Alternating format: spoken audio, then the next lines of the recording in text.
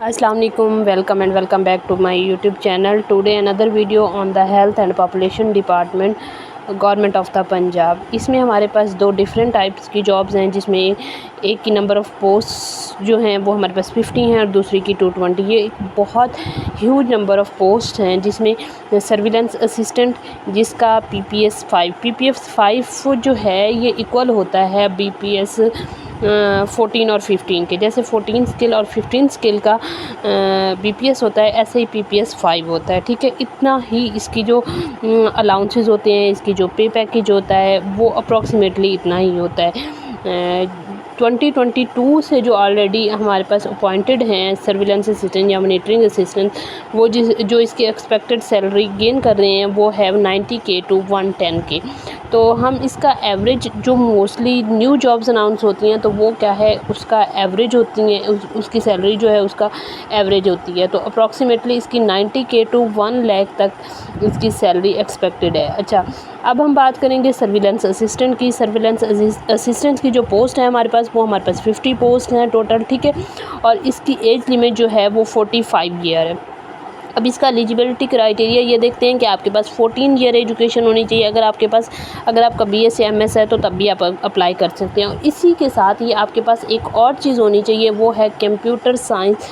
किस चीज़ में? Computer science, software engineering, information technology और इक्विवेलेंट विद द एटलीस्ट, मतलब इस किसी भी कोई भी आपके पास 14 ईयर एजुकेशन है ना, तो आप इसके लिए अप्लाई कर सकते हैं किसी भी डिग्री में।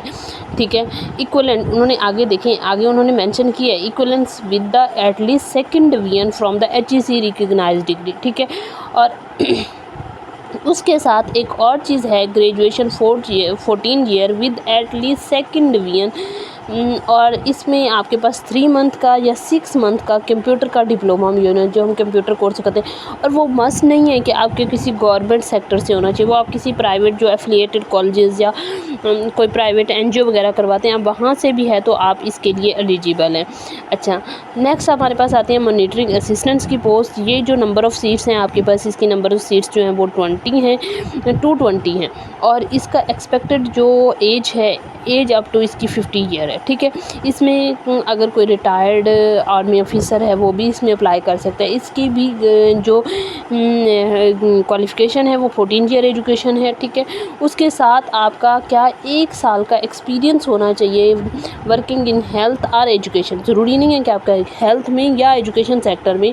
फॉर डाटा कलेक्शन आफ्टर सर्वे, अगर सपोज़ आपने किसी HR डिपार्टमेंट में, किसी स्कूल में भी इवन कि आपने जॉब की है, तो तब भी आपको ये एक्सपीरियंस मिल सकता है। ठीक है, तो ये आपने एक्सपीरियंस लेटर ज़रूर बनवाना है, तभी आप इसके लिए अप्लाई कर सकते हैं। ठीक है, इसके अलावा अब हम इसकी next further terms and conditions की तरफ जाते हैं। ठीक है, अबव जो पोजीशंस हैं ये हमारे पास क्या हैं, टोटली जो हैं ये हमारे पास कॉन्ट्रैक्ट बेस हैं। ठीक है, ये कैसे कॉन्ट्रैक्ट बेस हैं, जो 2022 में जैसे ये 4 ईयर 5 ईयर का कॉन्ट्रैक्ट होता है तो वैसे हैं। ठीक है, the candidate should have the working knowledge of the, इसमें इंसान जो भी पर्सन अप्लाई करे, एप्लीकेंट के पास IT इक्विपमेंट लाइक टैबलेट और कंप्यूटर से चलाना आता हो। और दूसरी बात ये कि अगर आप किस चीज़ के लिए मॉनिटरिंग असिस्टेंट के लिए अप्लाई कर रहे हैं, तो उसके लिए आपके पास ड्राइविंग लाइसेंस होना मोटर बाइक का कंपलसरी है। ठीक है, उसके बाद आप इसमें आपके पास वुमेन कोटा भी है, माइनॉरिटी कोटा भी है, और स्पेशल पर्सन कोटा के लिए भी अप्लाई कर सकते हैं। Disable candidate special person shall attach the proof of the registration of social welfare department along with the disability certificate.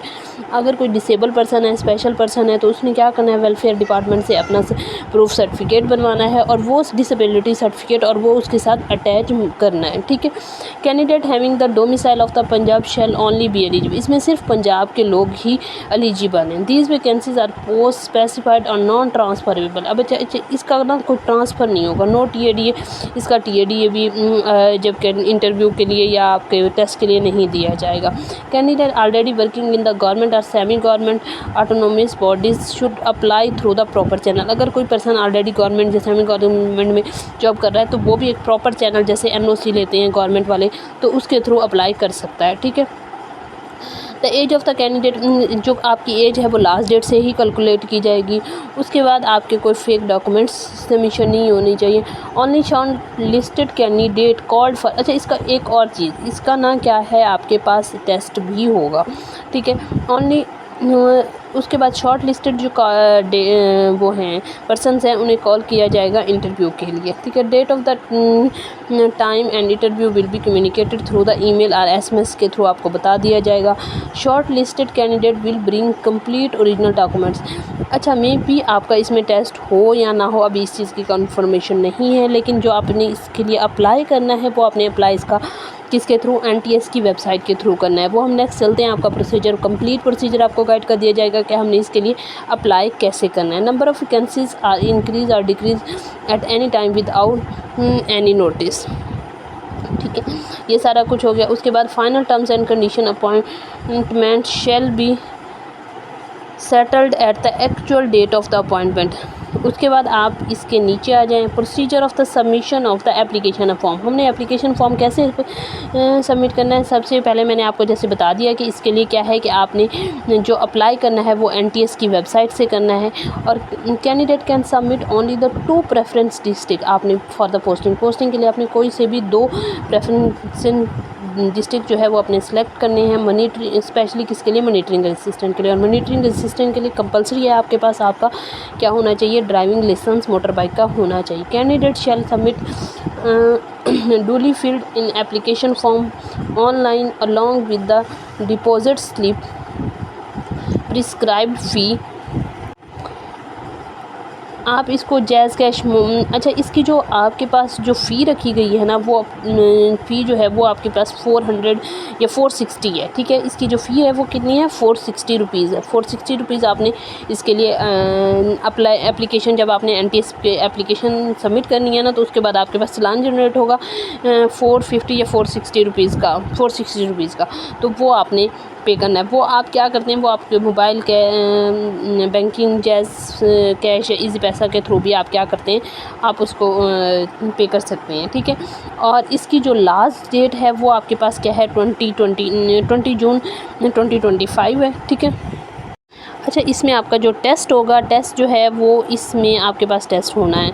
और टेस्ट जो है वो आपका कितने, आपके पास टेस्ट में एट लीस्ट आपकी कितनी 50% मार्क्स होने चाहिए, ठीक है। इसके टेस्ट में आपके पास 50% मार्क्स होंगे तो तब ही आप एलिजिबल होंगे नेक्स्ट इंटरव्यू के लिए।